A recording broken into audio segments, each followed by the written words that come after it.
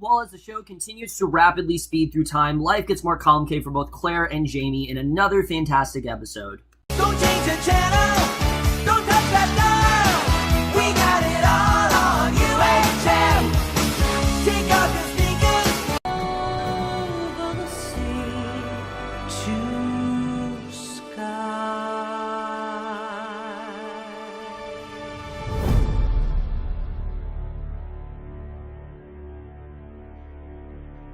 Hey guys, it's Cameron for Outlander, Season 3, Episode 2, Surrender, and I was definitely really looking forward to this episode, especially after the way last week's premiere was, because it seemed like we were going in a very different direction. You know, now Claire and Jamie, they're both separated from each other, they both have kind of gone their separate ways, and I was interested in seeing how the rest of the season was going to go, and it's pretty clear that the show is speeding through things, but I think it's necessary for them to do that. It is moving at a very rapid pace. I mean, already we are like 6 years later in this episode, and I think it makes sense to do that because the only reason we're seeing all this is so we can get caught up in time from where we were in the season finale. Because if you remember, the season finale was in the 60s. We don't know what happened in that time period, and they're showing us basically the stuff we need to know. And I think this episode honestly was even better than last week's. I really did love last week's premiere, but I definitely enjoyed this one just as much. I thought this was even more, I think, than last week's premiere. I thought there was a lot of interesting stuff going on here,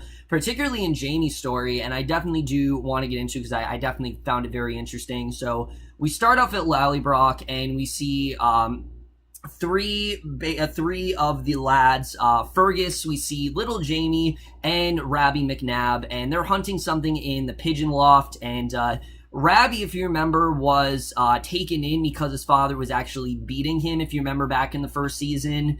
And basically, in this episode, his mother's also come to work in the kitchen at Lacroix as well. So, you know, we've definitely skipped ahead about 6 years, like I said, and there's been a lot that's been going on since then. And basically, if you remember in the show, his father was actually part of the watch, and they came on their own, and that led to Jamie's capture, basically. So they took in Rabbi's mother, Mary, as a kitchen maid for the family, but that's just, again, a lot of backstory there. But back to the boys' mischief.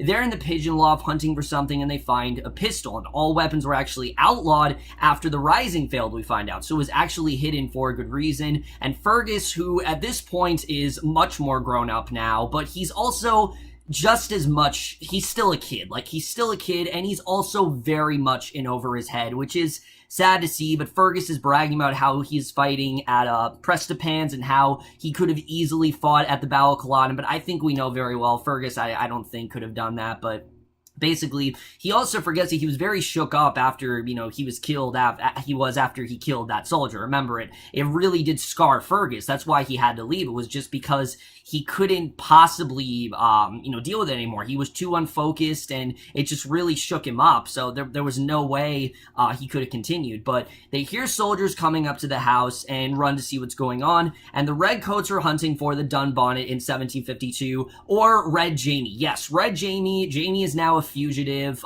6 years later, and they're very harsh in their treatment of Ian as the boys run up. And, basically, we see this one Scottish Redcoat, and he's very harsh. He's doing a very good job as his character. His name is Corporal McGregor, and a very pregnant Jenny comes to the door to speak with the soldiers, and Jenny and Ian both assure the officers that Red Jamie is not and has not been there. He's not, he's not present, and they try to convince the soldiers that no traitors to the crown have been anywhere about the Lacroix lands, and they take Ian anyway, just for good measure, just to make sure that, because they don't trust him whatsoever. They think Jamie definitely had to have been with Ian and Jenny, which at this point, I love that we don't know where Jamie actually is, because the last time we saw him, that's exactly where he was taken. He was taken back to Lacroix, and you're thinking, all right, is Jenny covering up for Jamie, or does she genuinely not know where Jamie actually is? You don't know at this point, and I thought that was definitely a very good introduction here, but that perfectly sets us up for what's really going on with him in this episode. So as they ride away with Ian in the carriage, we do see the Dunbonnet hidden way back in the trees, and Yes, Jamie is in fact a hermit at this point. He's watching over things on the Lallybroch lands for his tenants and his family, and he's hunting for meat to feed them through the famine that actually gripped the Highlands after the Rising, and I thought they portrayed that very well, showing that, the family's really going through some tough times. They've lost a lot, there's a bad famine. I mean, it's really, they've definitely seen better days for sure, and Lallybroch people fared better than most of the other estates, in no small part to Claire telling them to plant potatoes and Jamie being around to hunt and supply meat when he could. So again, this is just really demonstrating how much Claire and Jamie really do rely on each other, not just in a romantic way, but in every way. I mean, Claire was the person who was telling them to plant these potatoes, but with Claire gone, now there isn't as much of a urgency to do that. It just, Claire isn't there to encourage them and assure them and make sure that they're doing all the right things.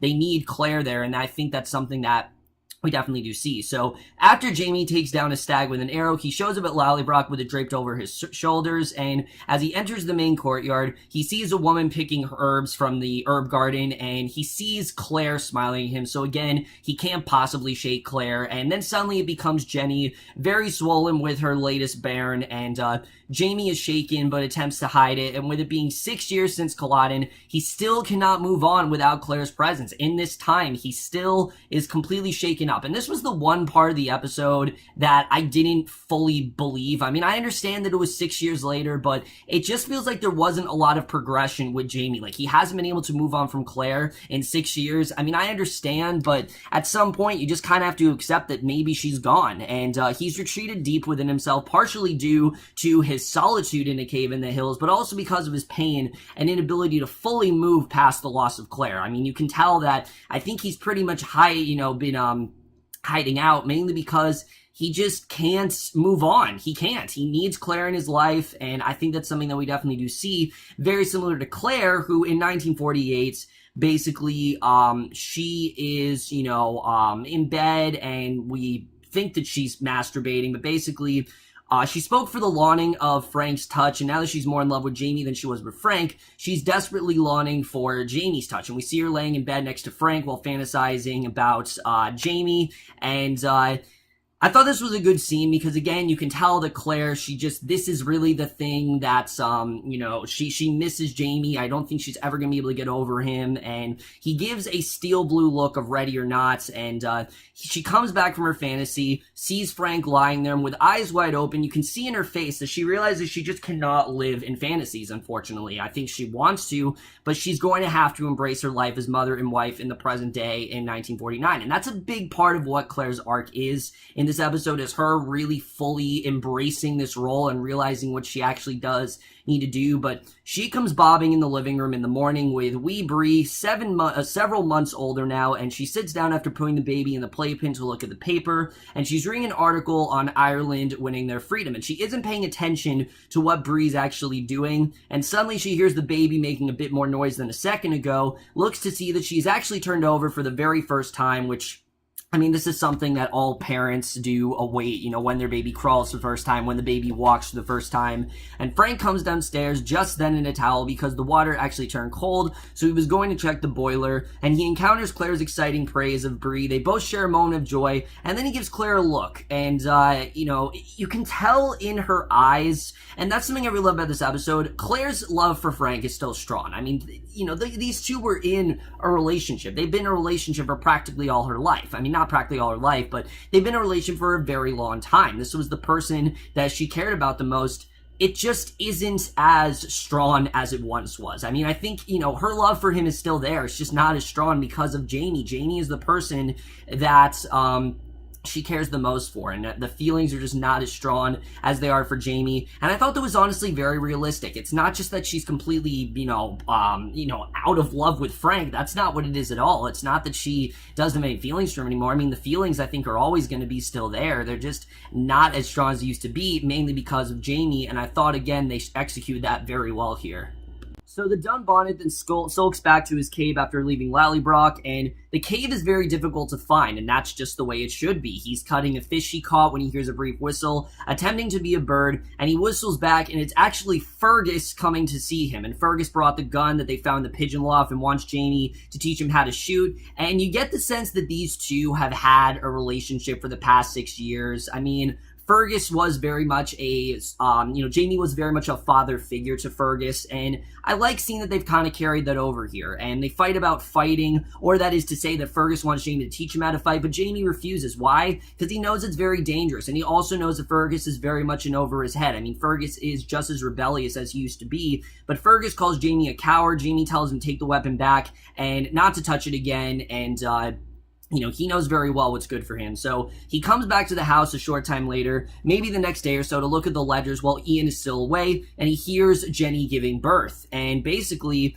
Jamie was, we see, Jenny is giving birth, and Jamie is outside doing Ian's work while Jenny delivers the newest Murray, and the boys see a raven. It's a superstitious bad omen in the Highlands to have a raven around while a woman gives birth, which I didn't know about, but that's apparently what's actually going on, that whenever there's a raven, it kind of means, like, danger ahead. So I'm like, oh shit, is Jenny's child gonna die? Like, I thought she was gonna die in childbirth. There were all these possibilities. Remember, guys, I don't read the book, so I don't know if Jenny lives or anything like that, so I was very worried that something bad was gonna happen, and something bad does happen, but we'll get into that. So Fergus retrieves the weapons from the pigeon loft, he kills the raven dead, and the redcoats then tear through the house looking for it after they hear the report from the shot, because they definitely did hear a shot there, and Jamie's upstairs holding the baby, with Jenny sitting up in the bed by the time the redcoats show up, and Jenny says they were to call the new Baron after, Ian, and Jamie's heading out of the room with the baby because his sister's nagging about him needing a new wife, and it really gets on his nerves. I mean, she wants him to move on. She wants him to be able to start anew, but Jamie just can't shake Claire. He can't get her out of his head, and I mean, it makes sense, because if you remember, when Jamie started things out, he never had sex before. He didn't know the way those kinds of things worked. He was like a little boy in many ways. Claire is really the person that made Jamie grow into an adult. That's really what Claire did. I mean, Jamie, sure, he was an adult, but Claire is really the person who got Jamie to grow up, and that's why she matters so much to Jamie, because everything that Jamie's known for the past, 6 years ago, it has been Claire, and he just can't get rid of her, unfortunately. So basically, he runs into a nearby room with the baby. Jenny is left to confront the soldiers on her own just after giving birth, and basically she doesn't have a choice, really. She has to. So McGregor then yanks the blanket off Jenny to look for the weapon. They realize she just gave birth and start asking about the baby, and we see Mary McNabb comes in with a weapon, so they'll stop their searching of the house, and basically the soldier, she could have gotten in very serious trouble, but the soldiers actually let it go, and the residents of Lallybroch have dodged a figurative bullet this time. They could have gone very badly for them, but luckily Mary McNabb actually did save them. So if it hadn't been for her, they could have been in really deep shit. So I thought this was, again, a very intense scene. You can just tell that at any given moment, something bad could happen, and remember, the redcoats are desperate to search for Red Jamie, and anything could expose him at any given time. So in 1949, Claire's waking up in the middle of the night in the bed she and Frank share. She gently touches his face and it wakes him. She says she misses her husband, and they do in fact have sex, and the encounter is very different from before Claire went through the stones, because Frank can tell this is not Claire solely wanting to have sex with Frank. She's doing this for satisfaction purposes. She's doing that because she can't have it with Jamie, and and again, this could have come across as really dumb and silly, but it makes sense. I mean, again, Jamie's the person that Claire cares about the most, and she, wants to have sex with him. Having sex with Jamie is unlike anything she's felt before. It, could be very different from when she had sex with Frank, but he can just tell very well that no, she's not thinking of just him. And again, Tobias Menzies is playing this in a very good way. He could have played this in a way that's very douchey, but instead he's playing in a way that's very understanding, but also quite disappointing. You really do feel bad for Frank, because he does still love Claire. He does want Claire in his life, but it's a lot more complicated, and you can tell the way he really is slowly adapting to it. So the British bring Ian back, and he does nothing to actually provoke the soldiers, because why would he do that? I mean, he's very smart in the way he does that.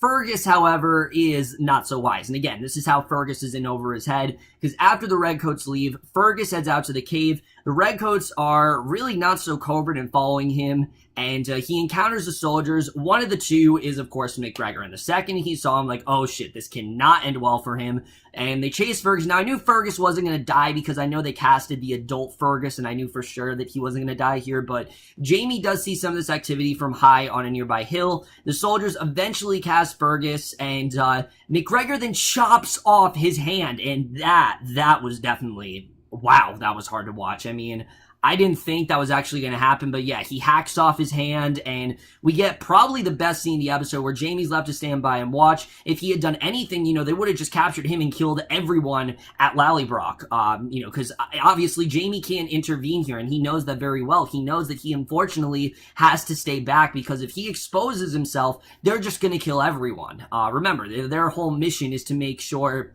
that all of the Scots are pretty much eliminated. So one hand for the life of many. For basically, that is Jamie's choice. So that's basically what he has to do. And I feel like this is kind of Fergus's fault in many ways, because Fergus was very stubborn and he didn't listen to Jamie at all. But again, the result, we see Jamie, he takes off his belt. He makes a tourniquet like Claire would have done, and it actually saves Fergus's life. And again, this is him applying Claire's knowledge to his lifestyle here, where Claire, she was a doctor and she knew how to do this stuff, and she kind of did teach him how to do this. So after Jenny gets Fergus settled in bed, she's downstairs talking with Jamie, and for the first time, he really just starts to wither into tears, and he drops to the floor, and Jamie wraps her arms around him to give him her strength. And I thought this was a really good scene, because you can tell for the past 6 years, he hasn't necessarily been emotionless, but he's very much been hiding out, and he hasn't really really faced his real problems. He hasn't really had a moment to just really break down, but this is finally him cracking. This is finally him realizing that, yeah, I am kind of broken, and yeah, I'm not the same person I used to be. And I thought it was a really well done scene, and it's one of the stages of grief, because for all Jamie knows, Claire could be dead. And remember, they both think the other's dead. So he goes up to Fergus's room to check on him. Fergus is surprisingly upbeat, actually. He reminds his lord of the bargain that they struck in France, that should Fergus be injured in his lord's service. And Jamie said he remembers perfectly, and he's going to take care of Fergus for the rest of his life. And I think he means that. I genuinely think Jamie is sincere when he says, I'm going to take care of you for the rest of your life. And I think we're going to see a lot more interaction between these two, but he ends up making Jamie smile for the first time in a very long time. It's a really nice scene. This is really the first time I think Jamie's felt genuinely happy. He hasn't really felt it. He's been in eternal misery for the past 6 years, and I think finally this is his moment where he finally does have some sort of peace and some sort of comfort. Finally, someone he can actually interact with, and it's just a really nice moment. So back in 1949, Frank and Claire are entertaining a neighborhood couple, and for a moment you get the glimpse of how the couple were prior to Claire's disappearance for 3 years. Because Claire's instigating a sexual interlude right in the middle of the living room after their company has left for the evening, and in the middle of everything, Frank just stops, and he demands that Claire open her eyes, and he accuses her of fantasizing that he is Jamie. And yeah, I mean, I think that's definitely what's going on. It's a very valid claim. That's very obvious what she's doing. And in a way, it is kind of infidelity, but it's also not. Because remember, Claire spent all this time away from him for 3 years. And she didn't know if she would ever come back. So this isn't necessarily infidelity. It's just a different kind of, lovemaking than what it really was. It's not really lovemaking at all anymore. It's just straight up sex. And that's really what it is. And, Frank feels that it is infidelity, wondering if their partner is truly thinking of someone else. So I think they're handling Frank's arc really well here. I really am loving the way this is developing. And I definitely really did love where it went in this episode. So Ian and Jamie talk about Fergus losing his hand. Ian obviously has a unique understanding since he lost his leg below the knee in France. And I really love the scene, the way that Ian's comparing that to the loss of Fergus's hand. Both of them kind of losing, something very important to them that they'll never get back. And Ian also makes a point about how Jamie also misses something. It wasn't a limb like he and Fergus. Jamie lost his heart. That's really what he lost. He lost, I think, the one thing that matters the most, which is his heart. He lost his wit. he's not the same Jamie that he used to know. Claire was really the thing that was keeping Jamie stable, and I would very much agree with that. And here's the thing. You could say, this is just, fluff. This is just the show saying that love conquers all. But here's the thing. We don't know what Jamie was necessarily like before he met Claire. For all we know, Jamie could have been exactly like this, because Claire really did lift him up. And I think before he met Claire, I think he was honestly just as naive as Fergus. I really think he was. I think he was a good fighter or whatever. He did a good job, but I don't think he was too concerned about love or anything like that. I think it was, sure, there was a whole thing going on with Leary and things like that, but I don't think he was too concerned about a legit relationship with someone. I think it was more about the fighting and, just being, whatever he is, a Highlander or whatever, but he did in fact lose his heart, and I thought that was just a very good scene there. So he realizes the soldiers are not going to stop, so he tells his sister to just turn him in for the reward money. It's the best thing that he can do, and because they're just not going to stop. They're going to keep searching until they find him, so rather than have his entire family be killed, he just wants his sister to turn him in, and he's done running. You can tell. He's just done after this. He's done hiding in a cave, and he can provide the one last service for his tenants. His sister's very scared that they're going to hang him. That's very well what could happen. Now, we know Jamie's not going to die, but he's very worried that's what's going to happen. But Ian said that they're not hanging Jacobites anymore. He will only be imprisoned, which, isn't really that much better. But Jamie returns to his cave. He prepares to have his sister turn into the soldiers. And then he does probably the one last thing he really does need to do. Because Mary McNabb actually bringing some food helps to cut his very long hair, which, I mean, it's like extremely long. It's all the way down to his shoulders. And because, he hasn't shaved or anything. So basically, we then see Mary. She ends up offering herself to Jamie for physical pleasure. Again, just purely for satisfaction, because he hasn't really felt that way in 6 years. And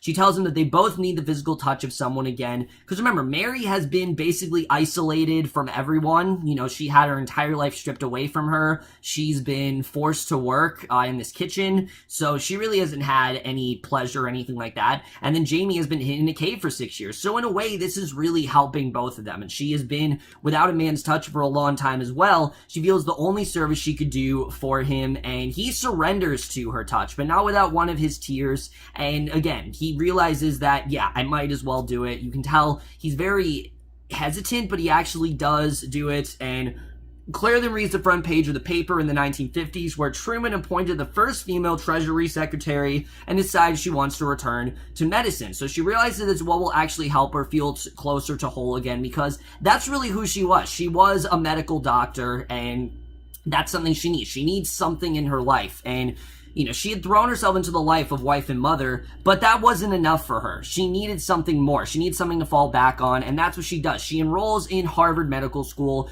She encounters the typical male distaste for her presence, because, this is something where this was not something that women were generally doing at this point. This was something that was primarily men, but she also discovers that she has a partner in the shunning by the other male students, because there's actually a black male student also new to the school, and that is Joe Abernathy. And these two, you can tell, are going to become very fast friends, and I'm looking forward to hopefully seeing more of their relationship. We didn't really heard anything about this, but I'm looking forward to hopefully see more of their friendship, and I think it's going to be definitely fun to see. But that night, Claire and Frank can go to bed. We're presented with the double beds in their bedroom, basically because, they couldn't get intimate. They've now kind of realized that they need these separate beds, and life seems to be better for them. So Jamie then arrives at the front courtyard of Lallybrook to be captured by Redcoats, just as they had planned, and everyone played their part well in making it look like Jamie turned her brother in for the money. And Jamie does a good job with acting too. He acts like he didn't know what was going on here, and the Redcoats take him away. They give her the bag of money for the capture, so Jamie basically physically surrenders and is finally emotionally surrendered to his situation. He's now kind of facing the root of his problems, and I didn't just see this as, him surrendering to his family. It's also him surrendering his emotion and realizing what's really going on. He has survived, and he needs to find a way to make a different future, because he needs to face the fact that Claire might not come back, and he has to kind of move on from that. So We then get to the ending here. Claire passes a Scottish Piper. She headed into college for her next class. She stops and you can clearly see what is on her mind. That, of course, being Jamie. So she gives the Piper money, continues with her new life as well, and she as well has kind of moved on, emotionally surrendered to her present, and is determined to become a doctor. And that is the way that this episode ends. So overall, guys, a lot of great stuff going on here. I really am loving where we're going with this season. Like I said, it's pretty clear that the show is rapidly moving, but I feel like we need to. Why? If we had an entire season of Claire and Jamie brooding, it would be extremely boring. It would be. It would be like, you know, just levels of just Flash season 3 kind of boring. That's how boring it really would be. We've had seasons of characters brooding, and it's just not interesting to watch. And I think the fact that they're only showing us the things we need to see is a very wise choice, because eventually we do need to get back to the 60s, which I think we're going to in episode 4, which is interesting that it's going to take that short amount of time, but I think it makes sense for them to do that. We don't really need to see a lot more in terms of the story. We're seeing Claire, we're seeing Jamie, they're both moving on, and I definitely like seeing that. And I like the way that their situation is very similar. I mean, sure, Claire's isn't nearly as bad as Jamie. She's not a wanted fugitive or anything, but it's the same in the way where these two constantly are haunted by their past, to the point where anyone they see, like a random passerby, if they're in a similar position or they say something, it somehow reminds them of each other. And I thought that was a really nice touch, whether it was Jamie remembering Claire telling him to plant the potatoes and him thinking that was Claire when it was actually Jenny, or when Claire was by the Scottish Piper and thought that was Jamie. I just thought that was a really nice moment. I really love the way that was done. And I also love the way Claire seems to be moving past all this. Like, her and Frank, again, it's never going to be the same. I don't think these two are ever going to come to a point where, oh yeah, Claire has fully moved on from Jamie. I mean, we saw that in the 60s. It does not happen. She's always thinking about Jamie. And I think that's something that's going to happen for pretty much until these two are reunited, which I think is inevitable. It's going to happen this season for sure. I mean, look at the poster, for God's sake.